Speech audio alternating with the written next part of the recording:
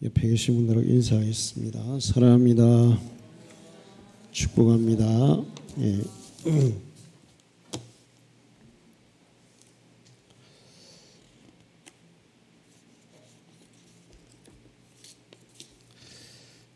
1980년도 가을인 것 같아요.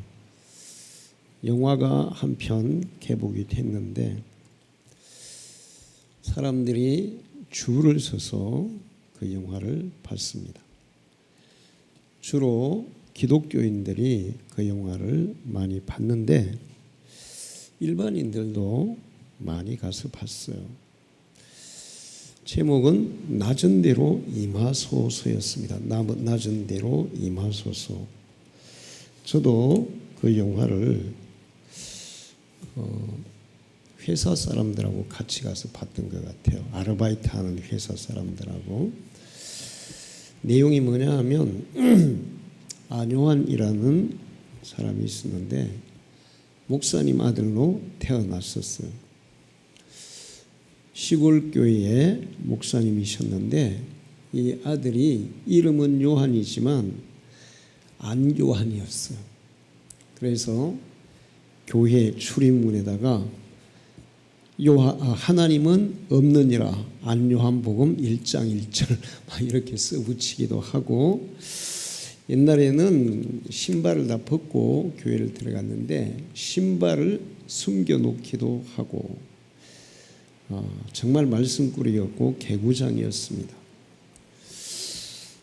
불어과를 전공해서 대학을 마치고 고등학교 불어 선생님이 됐어요. 결혼도 했고 딸도 하나 얻었습니다. 그런데 어느 날부터인가 눈이 자꾸 침침해지기 시작했어요. 그래서 여러 병원들을 찾아가서 치료를 해봤는데 치료가 안 되고 점점 더 안 보이기 시작했습니다.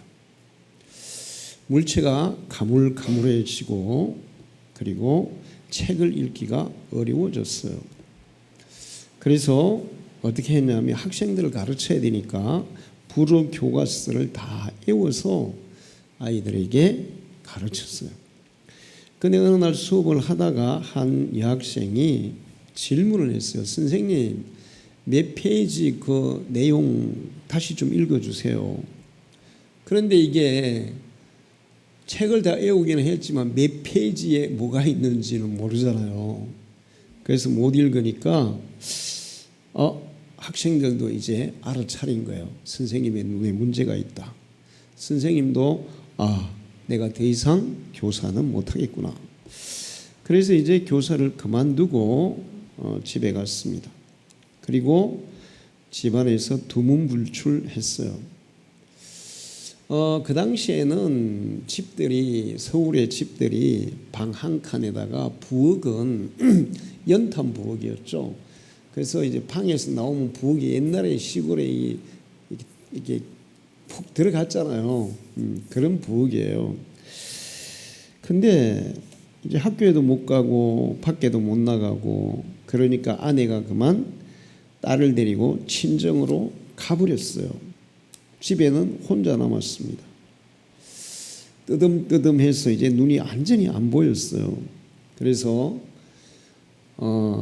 라면 같은 걸 끓여 먹으려 하는데 불을 잘못 이렇게 켜가지고 불이 날 뻔도 하고 라면 그릇을 엎기도 하고 아무도 자기 곁에 없는 거예요. 그래서 너무 쓸쓸하고 외롭고 내가 더 이상 살아야 하나? 그러면서 이제 자살을 결심하고 넥타이를 가지고 이렇게 보통 보면은 이 부엌은 이렇게 낮고 이제 들어가는 문은 좀 높잖아요. 그래서 부엌 위에 올라가서 그 문 들어가는 그 문설주 위에 못이 박혀 있는데 거기다가 넥타이를 걸고 목을 맸어요. 그 목을 매서 이제 다리를 이 부엌 밑으로 탁 떨어뜨리니까 그 못이 이 몸무게를 못 견뎌서 뚝 부러진 거예요. 그래서 자살을 못하고 부엌 바닥에 떨어졌어요.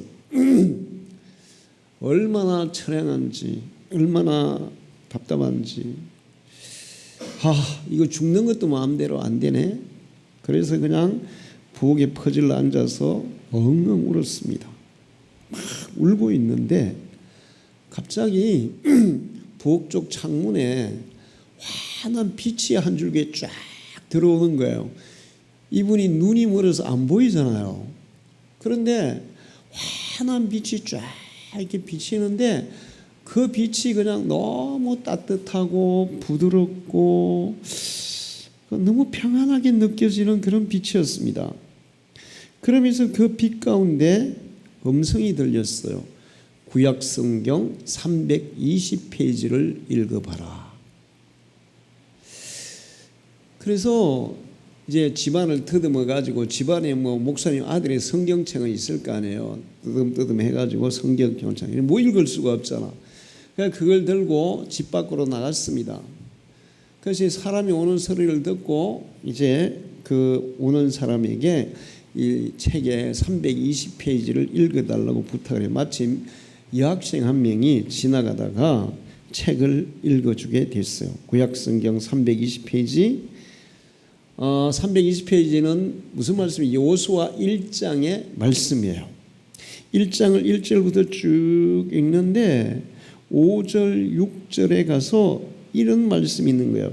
내가 너를 떠나지 아니하며 버리지 아니하리니 강하고 담대하라. 9절에서 똑같은 말씀이 있는 거예요. 내가 너를 버리지 아니하고 떠나지 아니하리니 강하고 담대하라. 이 말씀을 딱 듣는 순간에 하나님 앞에 얼마나 회개가 되는지 몰라요. 그래서 다시 회개의 눈물을 펑펑 흘렸어요. 생각해 보니까 자기를 사랑했던 사람, 자기가 갖고 왔던 사람, 자기가 눈이 멀어서 아무것도 못하고 집안에만 갇혀 있으니까 그 사람들이 다 자기를 떠나버린 거예요. 자기를 필요할 때 사람들이 자기를 찾아왔었는데 이제는 자기가 필요할 때 아무도 자기 곁에 없는 거예요.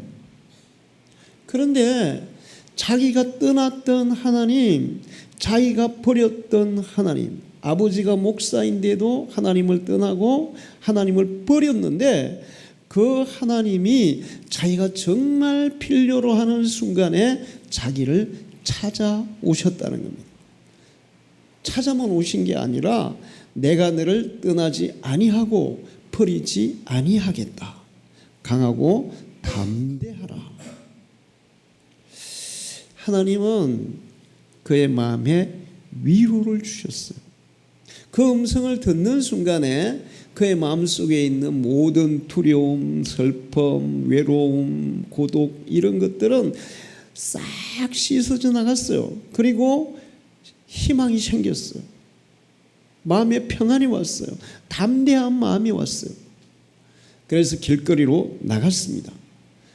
갈 데가 어디에 있습니까? 그 당시에 노숙인들이 가장 많이 모여있는 서울역으로 갔어요. 그리고 거기에서 노숙인들과 함께 생활을 하는데 노숙인들은 다 어떻습니까? 지금 삶의 모든 터전을 다 잃고 가족도 잃고 정말 죽지 못해 살아가는 정말 가장 큰 고통을 짊어지는 사람들이 살고 있어요. 다들 그러니까 얼굴이 얼마나 찌그러져 있겠어요. 그런데 이분은 주님의 위로를 경험하고 주님이 주시는 새로운 희망을 가지면서 매일같이 웃으면서 살았어요. 지나가다 넘어져도 웃고, 영화에서는 지나가다 전봇대고 박씨를 꽉 하는데 그래도 막 웃는 거예요.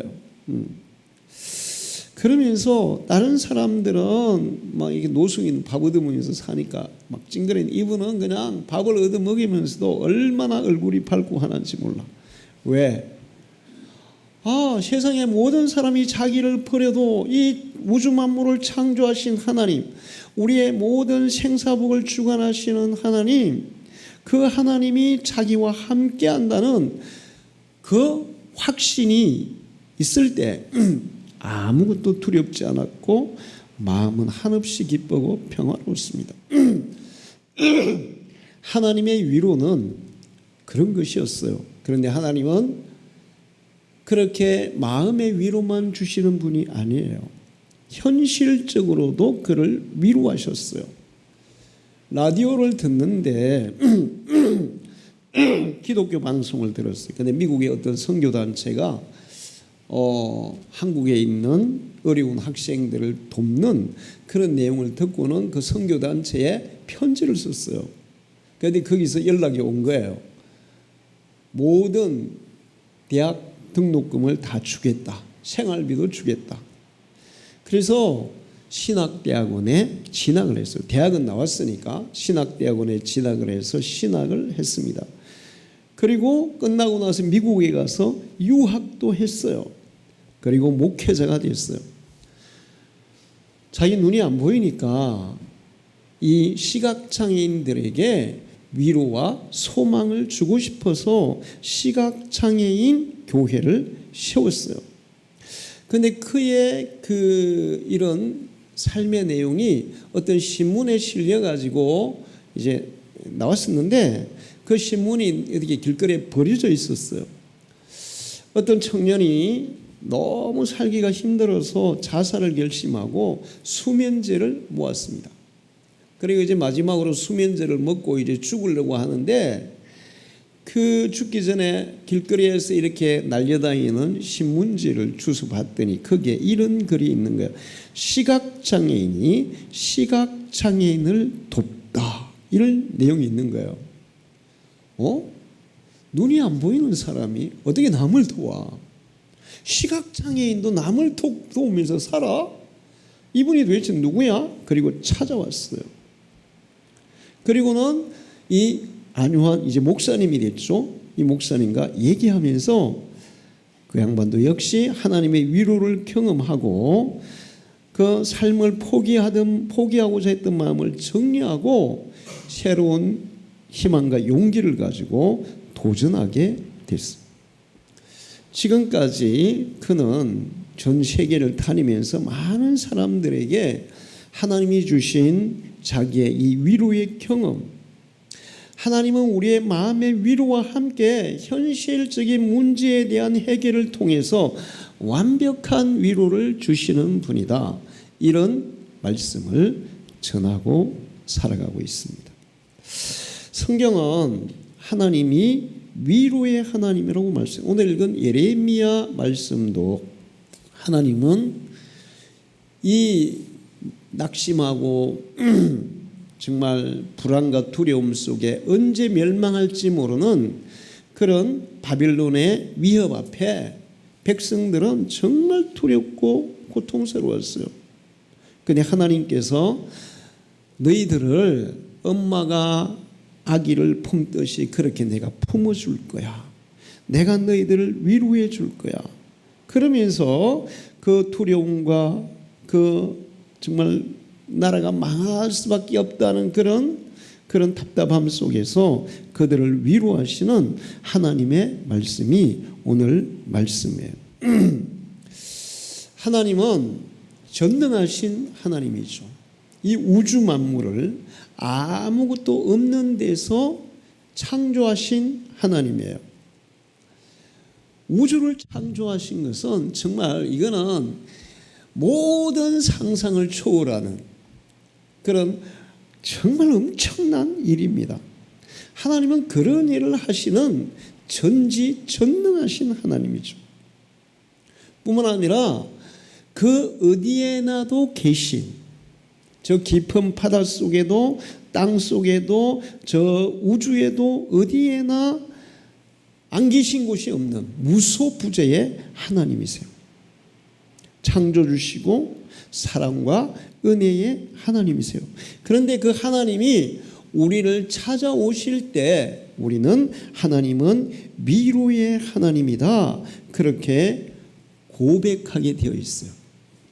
하나님이 우리를 찾아오시면 제일 먼저 우리에게 나타나는 현상이 뭐냐? 바로 위로예요. 할렐루야. 위로를 성경 헬라어로 파라클레토스라 그래요. 파라클레토스. 돕는 자, 중재자, 위한 자, 위로자. 근데 요한복음에는 파라클레토스 16장에 뭘 말하냐면 성령을 파라클레토스 이렇게 얘기했어요. 보혜사라고 말씀하고 있죠. 보혜사 성령. 성령이 우리의 위로자다. 파라클레토스다. 그리고 요한 1서 2장 1절에는 예수 그리스도가 우리의 위로자다. 파라클레토스다. 이렇게 말씀해요. 그런데 그 위로자 되시는 성령, 위로자 되시는 예수 그리스도가 우리를 찾아오실 때 고린도후서 1장 5절에 이렇게 말씀합니다. 그리스도의 고난이 우리에게 넘친 것 같이 우리가 받는 위로도 그리스도로 말미암아 넘치는 도다. 사람들이 살아가면서 얼마나 위로받아야 하는 순간들이 많은지 몰라요. 근데 우리를 진심으로 위로해 주는 사람이 과연 몇 명이나 있을까요?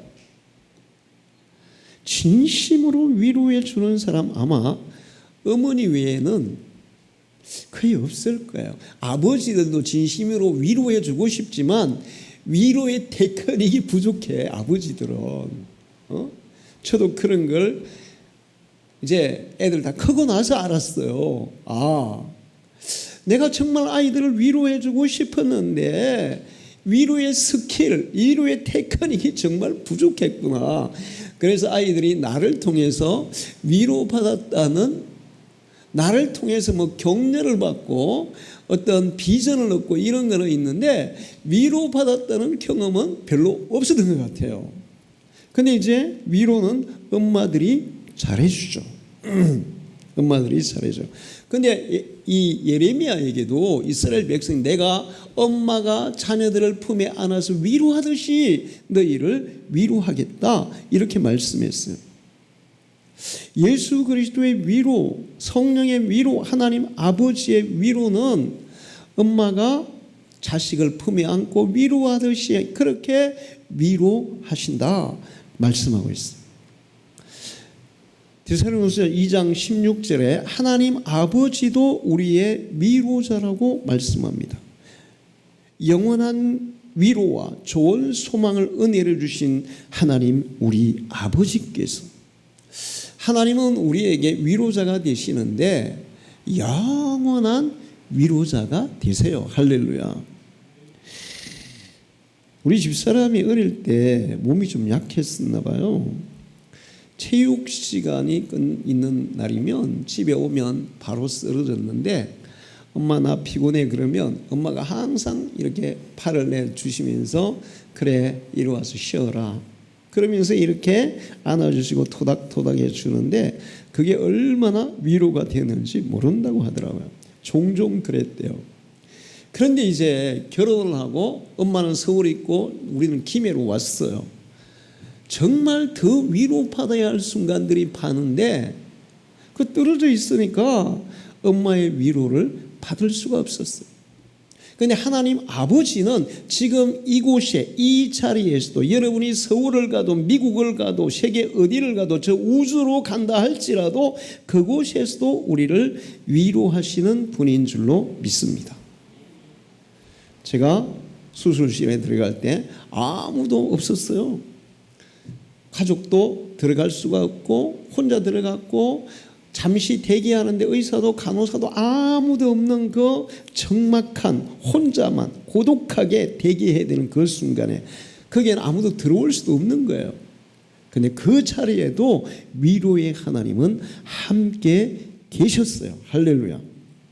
히브리서 6장 18절에 이는 하나님이 거짓말을 할 수 있는 이 두 가지 변하지 못할 사실로 말미암아 앞에 있는 소망을 얻으려고 피난처를 찾은 우리에게 큰 안위를 받게 하려 하심이니라. 우리가 막 피난처가 필요하고 위로가 필요하고 도움이 필요할 때 하나님께서는 우리에게 큰 위로가 되시는 분이다. 할렐루야. 삼위일체 하나님은 그 아들을 통해서 성령을 통해서 하나님 아버지께서 직접 위로자로 우리를 찾아오시는 줄로 믿습니다. 사람들의 위로는 한계가 많아요. 간혹 큰 슬픔을 당하거나 고통을 당하거나 친한 친구에게 배신을 당하거나 부모님께 버림을 받았거나 회사에서 해고를 당했거나 그러면서 이제 사람들에게 전혀 위로를 못 받고 정말 세상에 믿을 사람 하나도 없네? 나에게 위로가 되는 사람 하나도 없네? 그랬을 때 사람들이 주로 뭘 많이 하냐 하면 강아지를 많이 키우더라고요. 요즘 이 강아지 키우는 사람이 엄청나게 많아요. 그런데 어떤 사람들은 보면 그 강아지에 대한 애착이 일반인들의 이해 불가해요. 와, 강아지에게 어떻게 저렇게 하냐. 그 강아지에게 한 달에 들어가는 돈이 100만 원 막 이상 들어가는 그런 경우도 많더라고요. 그 다음에 강아지하고 뽀뽀도 하고 끌어안고 얼마나 예쁘게 해주고 근데 우리가 볼 때는 저도 강아지 좋아하는데 제 이해 불가해요. 와, 왜 저렇게 하지? 근데 그 사람들은 강아지가 유일한 자기의 위로의 대상인 거예요. 부모도 멀리하고 친구도 멀리하고 다 나를 배신하고 나를 그냥 쳐다도 안 보는데 그 강아지가 얼마나 잘 따릅니까? 그렇게 애지중지하는 강아지들은 그 주인에게 정말 온갖 애교를 다 부려요. 그러니까 위로가 되는 거예요. 그런데 과연 강아지의 위로가 우리에게 필요한 위로가 100이라면 30이나 50 정도 위로를 줄 수 있을까요? 그 정도도 못 줄 수도 있어요. 그럼에도 불구하고 위로받을 때가 없기 때문에 강아지에게 위로를 받으려고 하는 사람들이 너무나 많아요. 사람들로부터도 위로를 받고 싶은데 사람의 위로에도 한계가 있어요. 내 아픔과 내 고통을 다 받아줄 수 있는 사람이 과연 남편이? 경상도 남자들은 정말 많이 배울 필요가 있어요. 여보, 나 감기가 들이대 너무 머리 아파. 그러면 약 사 먹어. 병원 가. 그건 위로가 안 돼요. 그래? 많이 아파. 나도 진짜 이거 설교하면서 배워 진짜. 설교하면서. 그래, 이리 와봐. 아유, 열나네. 정말 많이 아프겠네. 어떡하지? 내 기도해 줄까? 그런데 그런 남편들이 많이 없죠. 자녀들은 자기 자식들을 위로하는데 부모는 잘 위로를 못해요. 사람들이 다른 사람을 위로하는데 너무나 한계가 많아요. 그러면 이제 우리는 상담가를 찾아가고 심리치료를 찾아가고 병원을 찾아가고 하는데 그들이 주는 위로도 한계가 아주 많습니다. 저도 상담학을 전공해봤지만 상담의 한계는 우리의 위로의 100이 필요하다면 한 20이나 30 정도의 효과, 도움은 줄 수 있어요. 그리고 그들이 주는 것은 심리적인 위안은 주지만 근본적인 실체적 문제는 해결할 수가 없어요. 예를 들어서 내가 지금 100만 원이 당장에 필요해. 돈이 없어가지고 너무 힘들어. 근데 날 상담해 주는 사람이 그 상담을 하면서 위로는 줄 수 있어. 그러나 그 사람이 내 100만 원을 줄 수 있어? 못 줘요. 하나님은 우리의 심리적인 위로와 함께 현실적인 문제도 해결해서 완벽한 위로자가 되시는 것을 믿으십시오. 할렐루야. 믿으십시오. 6기를 보면 욥이 고난당했다는 얘기를 듣고 친구들이 찾아오잖아요. 근데 그 성경 구절에 욥의 친구들이 욥을 위로하기 위해서 찾아왔다고, 위로하기 위해서 찾아왔다고 그렇게 기록되어 있어요. 근데 친구들이 욥을 막 열심히 위로합니다. 네 명이서 막 번갈아가면서 위로하는데 도리어 그 위로가 되는 게 어떻게 됐어요? 욥에게 상처가 됐어요. 더 큰 상처가 됐어요.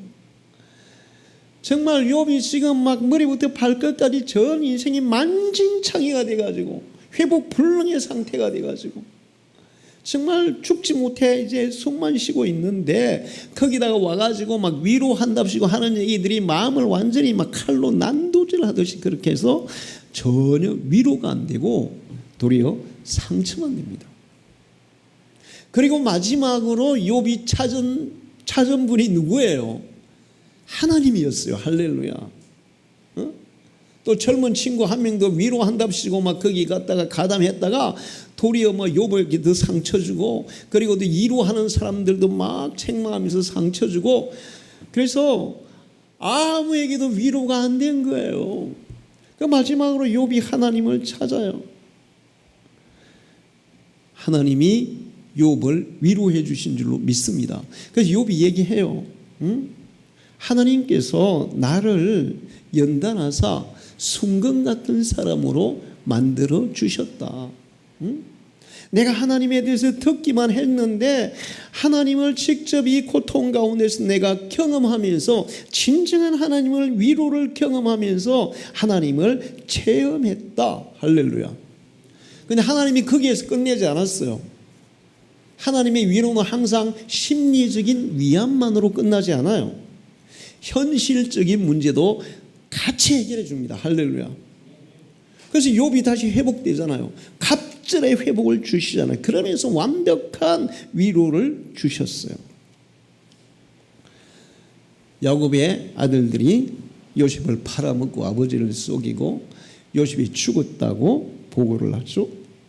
그때 창세기 37장 35절을 보면 그의 모든 자녀가 미로하되 그의 모든 자녀가 아버지를 막 위로했어. 뭐 별소리 다 했겠지. 그런데 그가 그 위로를 받지 아니하여 이르되 내가 슬퍼하며 서울로 내려가 아들에게로 가리라 하고 그의 아버지가 그를 위하여 울었더라. 11자식의 위로가 소용이 있었어요, 없었어요? 아무 소용없었어요. 우리가 때로는 뭐 가족을 잃은 슬픔을 겪은 사람들, 또 병이 들어서 고통 중에 있는 사람들, 아니면은 직장에 이제 해고가 돼가지고 실직한 사람들, 힘든 가운데 살아가면서 정말 그 여러 가지 막 힘든 일을 만나가지고 힘들어하는 사람들을 그래 힘내, 뭐 다 지나갈 거야, 잘 될 거야 이런 얘기들을 해요. 근데 그게 과연 우리에게 진정한 위로가 되냐는 거예요. 가끔가다 하나님은 역설적으로 우리를 위로해 줄 때도 있어요. 예를 들면 이런 거예요.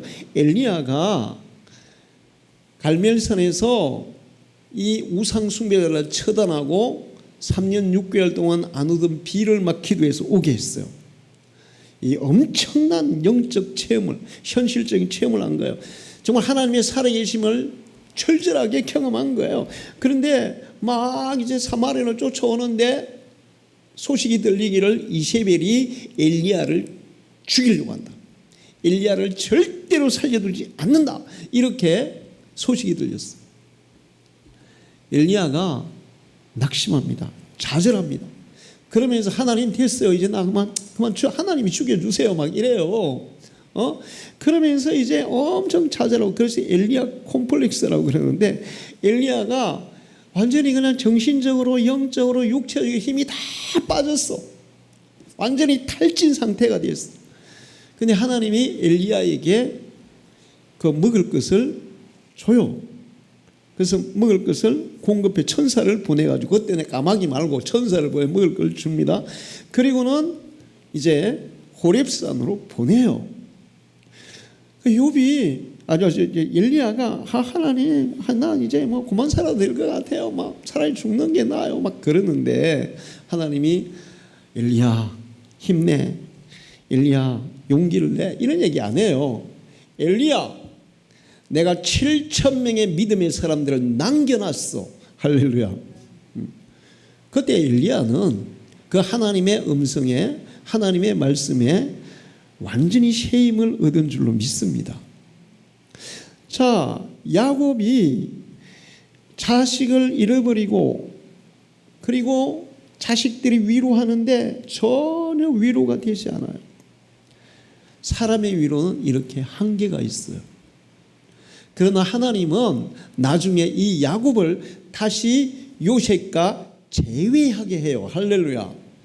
그때 야곱은 나 진짜 이제 죽어도 좋아. 죽은 줄 알았던 요셉을 내가 이렇게 다시 만나다니 완벽한 위로가 이루어진 줄 믿습니다. 그래서 제가 하나님의 위로의 특징을 정리해 봤어요. 우리가 위로가 필요한 상황에서 모든 사람은 살아가고 있습니다. 위로가 필요한 상황에서 살아가요. 그런데 강아지가 주는 위로, 사람들이 주는 위로, 이런 것들이 한계가 있어요. 위로가 필요한데 그러면 왜 인간은 이렇게 위로가 필요한 상황에서 살아갈 수밖에 없냐, 이 문제를 우리가 생각해 봐야 돼요. 그거는 아담과 하와가 범죄하고 하나님을 거역하고 떠난 이후부터 사람들은 저주와 질병과 고통 아래 빠져버렸습니다. 그러니까 일종의 그런 늪에 빠져버린 거예요. 그 안에서 늪에 빠져가지고 막 허우적거리면서 서로 빠진 사람들끼리 위로해도 그거는 그냥 잠시 심리적인 위로가 되기는 하지만 근본적인 위로가 불가능한 거예요. 근본적인 위로를 경험하려면 그 늪에서 나와야 될 줄 믿습니다. 하나님은 예수 그리스도를 우리에게 보내주셔서 예수 그리스도를 우리가 붙들기만 하면 그 저주의 늪에서 우리를 건지셔서 근본적인 위로를 해결해 주시는 분이에요.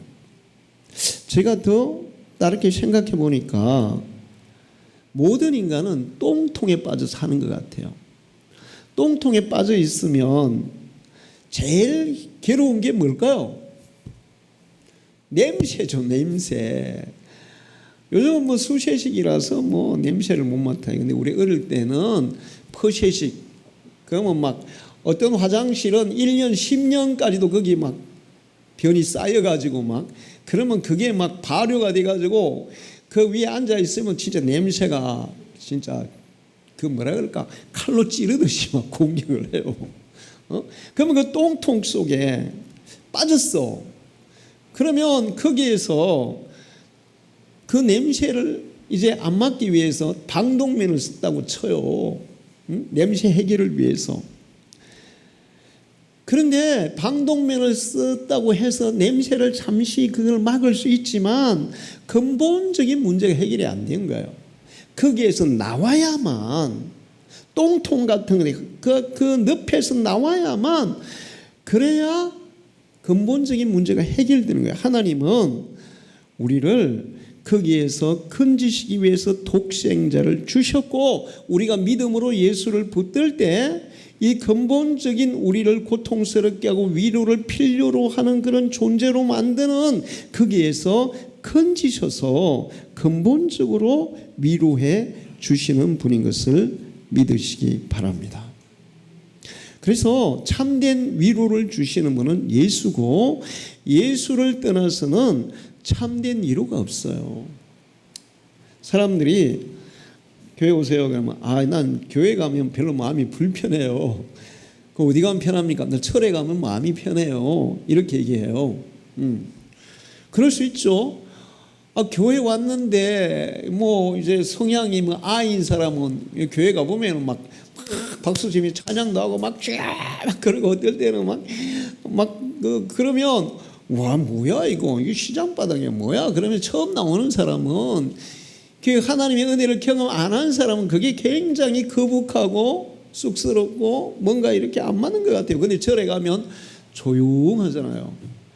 이인 사람은 교회 와가지고 막 그게 좀 잘 맞을 수 있어요. 근데 아이인 사람은 조용하고 뭐 혼자 있는 거 이런 걸 좋아하니까 절에 가면 그 사람은 더 편안해질 수 있죠. 그런데 그런 평안, 그런 위로는 대단히 일시적이에요. 거기 있을 때 잠깐 위로를 받을지 모르지만 다시 현실로 돌아오면 현실의 고통 속에, 그 현실 속에, 그 아픔 속에 괴로워할 수밖에 없는, 그게 인간이에요.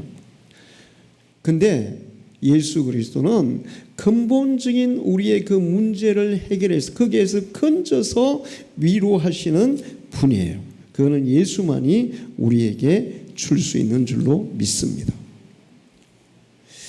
하나님의 위로의 특징은 고통의 교제를 위로와 사랑의 교제로 바꿔주시는 분이에요. 고린도전서 1장 4절에 보면 우리의 모든 환난 중에서 우리를 위로하사 우리 하여금 하나님께 받는 위로로서 모든 환난 중에 있는 자들을 능히 위로하게 하시는 이시로다. 사람들은 다 위로받고 싶어요. 그래서 다른 사람을 진심으로 위로해 줄 수 있는 그런 마음의 여유가 없습니다. 그리고 그 사람들 사이에서 이렇게 막 부대끼면서 이렇게 살아가는데, 그런데 때로는 사람들이 더 많은 고통을 주는 경우도 있어요. 여러분 그 요즘 그 나는 자연이라는 프로가 있잖아요. 굉장히 장수하더라고요. 그런데 그 자연이라는 프로가 일반 유선 방송에서 재방송을 엄청나게 많이 한대. 그래서 1년 동안 재방송 회사에서 자연인이 출연한 윤태기하고 성윤이에게 주는 돈이 1억이 넘대요. 재방송만으로. 그게 일종의 뭐예요 그거? 그런 뭐라 그러지? 저작권? 그런 거 비슷한 거. 그렇게 해서 10년 이상 했으니까 재방송만 가지고 얼마 버는 거예요? 10억 이상 벌은 거고, 그 다음에 뭐 출연할 때마다 뭐 500만 원인가 700만 원인가 준다더라고요. 그래가 뭐 자기 아버지 집도 사줬다 그러고 막 그러더라고요. 근데 그 자연인들이 쭉 나오는데 제가 가끔 가다가 보거든요. 그런데 자연인들의 공통적인 특징이 하나 있어요. 그게 뭘까요? 사람들에게 위로를 받지 못하는 거예요. 위로는커녕 사람들 때문에 고통을 겪은 거예요. 그래서 더 이상 이제 사람들이 뭐예요? 꼴 보기 싫은 거야. 함께하기 싫은 거야. 그래서 그런 사람들이 거의 부인하고 같이 오는 사람도 거의 없어. 100명이면 한두 명 있을까 말까인데 다 혼자 와서 살아. 그렇다면 가족이고 부인도 별로 필요 없다는 거야.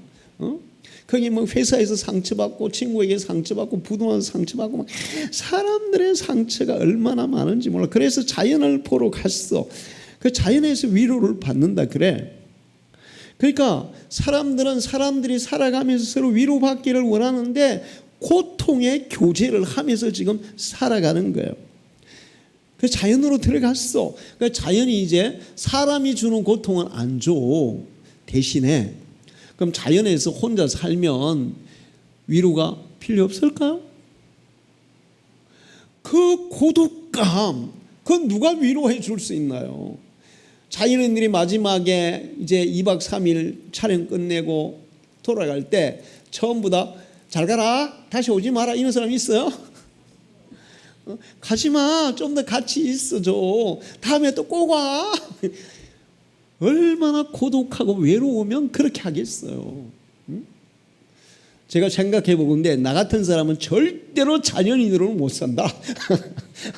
절대로 못 살아. 내 성향 자체가 부대끼면서 살아도 나는 사람들하고 살아야 돼.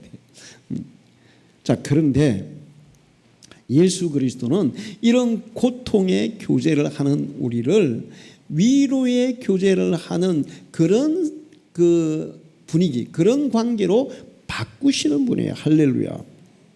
그리스도가 함께 계신 곳에 예수 그리스도를 마음에 품고 그 마음에 품고 있는 사람들이 함께 모여가는 곳에는 참된 위로의 교제가 이루어지는 줄 믿습니다.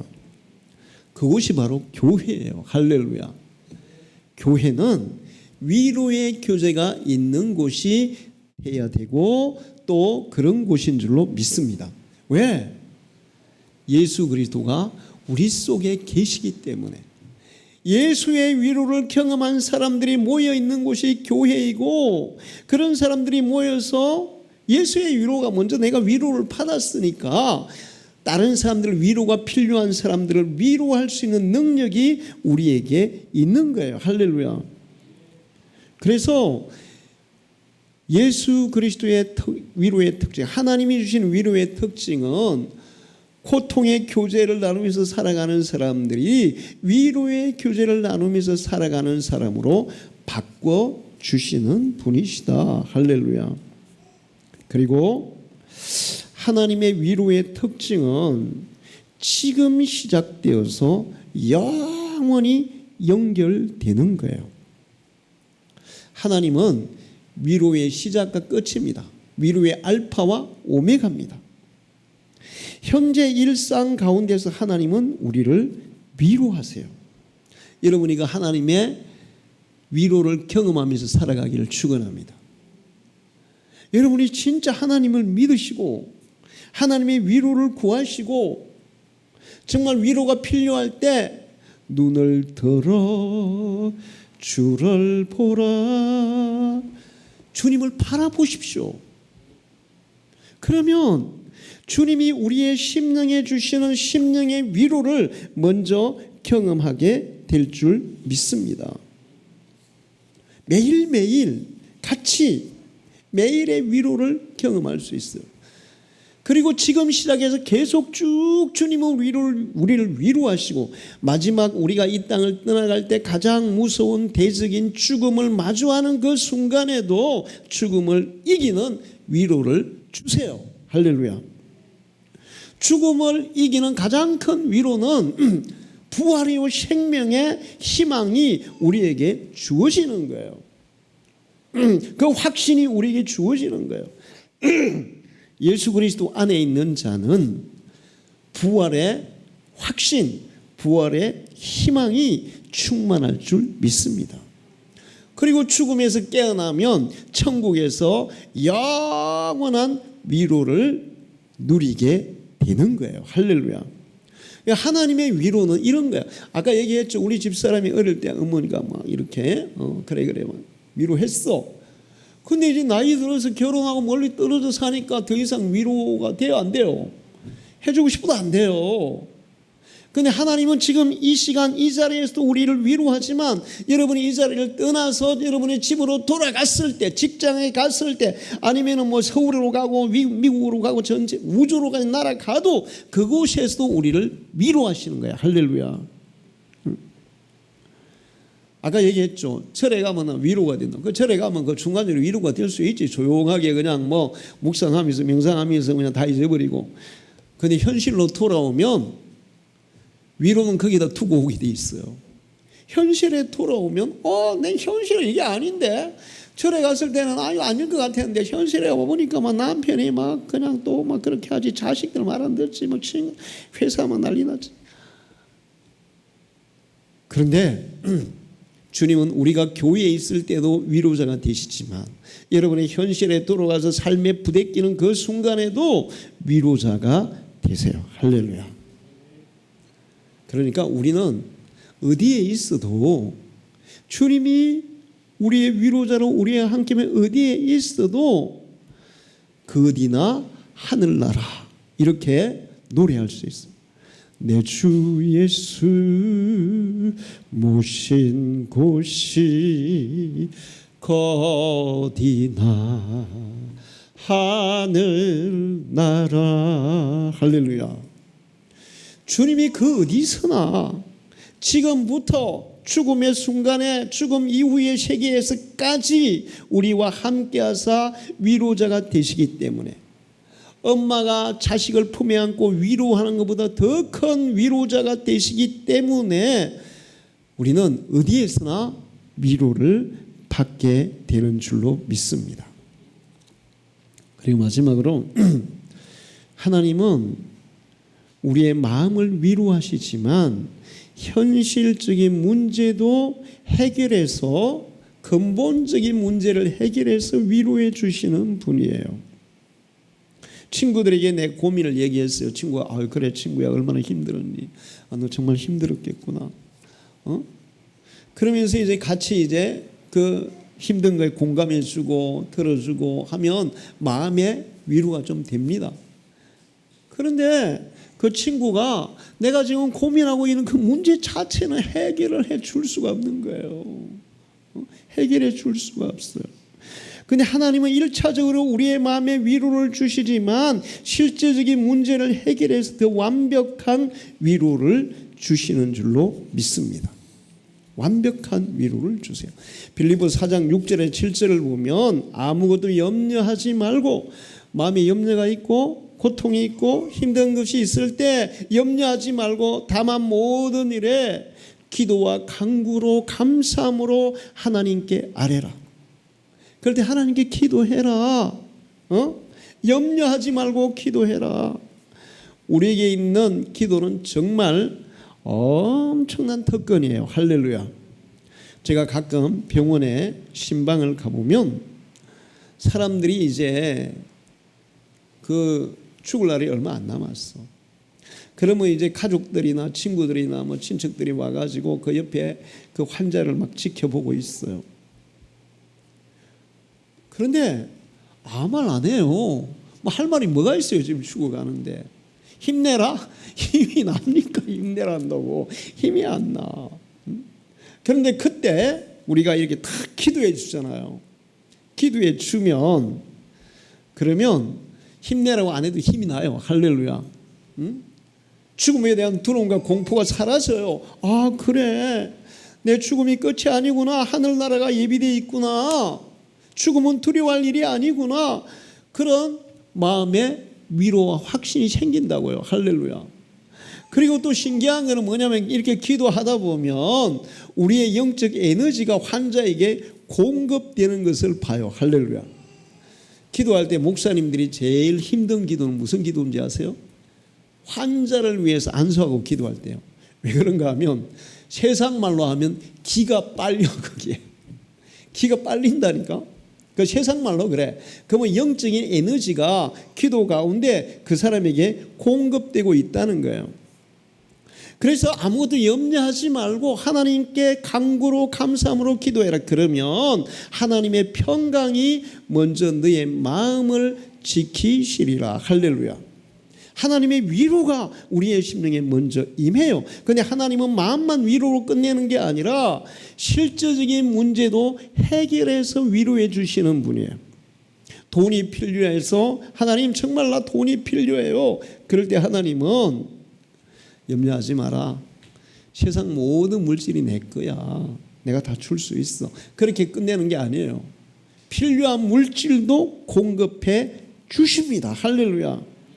결혼을 못해 고민하는 사람들이 있어요. 나 같은 사람이 어떻게 배우자를 만날 수 있을까? 고민할 필요 없어요. 하나님은 해결해 줄 수 있습니다. 제가 그 진짜 감동적인 얘기는 어떤 교회에 아가씨 반주자가 있었는데 진짜 몸이 좀 많이 막 뚱뚱했나 봐. 얼굴도 그렇게 잘생긴 것도 아니고. 근데 반주만 막 열심히 하는 거예요. 근데 이제 교회에서 쟤 시집 가겠나 막 그랬대. 그래서 이 아가씨도 아마 뭐 기도는 했겠지. 그런데 어느 날 그 교회에 장로님 가정이 와서 이사를 와가지고 온 거야. 그 장로님 아들이 서울대 출신이야. 근데 반주하는 아가씨를 봤는데 한눈에 반해버린 거야. 그리고는 프로포즈해서 결혼했어. 할렐루야. 우리 저 집사람 친구 교회에도 그런 사건이 있었어요. 목사님 딸이 피아노 전공해서 피아노 반주를 하고 있었거든. 근데 어떤 장로님 가정이 이사를 온 거야. 근데 그 장로님의 아들이 키도 크고 잘생기고 멋있더라고요. 지금 제가 봤어요. 그런데 나이도 4살이나 어려. 4살이나 어려, 총각이. 그런데 이 아가씨한테 완전히 반해버린 거야. 결혼했어요. 지금 애기 둘 낳아가지고 독일에 가서 살고 있는데 얼마나 잘 사는지 몰라. 제가 그 교회 그때 아플 때 한번 수요예배 갔는데 그 부인은 반주하고 남편은 앞에 찬양 리더를 하는데 와, 너무 멋있다, 커플. 사람들은 말로는, 마음으로는 위로를 줄 수 있지만 근본적인 문제는 해결해 줄 수 있어요. 그러나 하나님은 마음에도 음성으로도 우리를 위로하실 뿐만 아니라 근본적인 문제의 해답도 주셔서 위로하시는 분이에요. 할렐루야. 질병으로 고통받는 자들에게 하나님이 마음의 위로뿐만 아니라 질병을 치료하는 위로도 주시는 줄로 믿습니다. 제가 설교를 준비하면서 어떤 간증을 받는데 울산에 있는 어떤 고등학교 17살 이 학생이 모태신앙이에요. 초등학교 교회 잘 갔어. 친구들이 주일날 야 놀이공원 가자 그러면 나 교회 가야 돼. 그리고는 안 갔대. 근데 중학교 가서부터 친구들이 야 어디 가자 그러면 주일날 빠지고 막 교회도 빠지고 놀러 가고 막 그다음에 점점 친구들 어울려가지고 교회가 점점 멀어졌어. 그리고 공부도 별로 하기 싫었나 봐. 그런데 17살이 됐는데 그전에도 약간씩 한 번씩 머리가 엄청 아팠대요. 근데 17살 됐는데 쓰러져 버렸어. 그래서 이제 작은 병원에 갔더니 이거 뭐 검사했는데 아무도 모르겠는, 일반 의사들이 그냥 일반 검사해가 모르는 거예요. 모르겠는데 큰 병원으로 갔어요. 그래서 울산대병원으로 갔어요. 가서 이제 바로 MRI를 찍었더니 뇌에 8cm짜리 종양이 생긴 거야. 8cm면 진짜 엄청 큰 거예요. 응? 그게 조금씩 천천히 자라는 종양이었대. 그러니까 이제 본인이 갑자기 확 커졌으면 느낄 텐데 천천히 자라니까 못 느낀 거야. 8cm인 거야. 그래서 이제 울산대병원 빨리 수술하자 그랬대. 그런데 이제 그 교회 부모님들이 교회 권사님이고 집사이고 그러니까 교회 막 목사님 신자들이 막 신봉하고 막 기도해 주면서 어떤 권사님이 그럼 뇌 수술은 너무 힘든 어려운 수술인데 울산대 병원에서 좀 부족할 수 있어. 그 서울의 큰 병원에 가자. 그렇게 얘기했대. 근데 서울의 큰 병원에 다 문의를 하니까 3개월 기다려야 된다는 거야. 저도 이제 이거 수술할 때 최소한 3개월이고 2년 기다려야 돼요. 그 안에 죽지. 그게 난리가 났어요. 이제 빨리 이거 해야 되는데.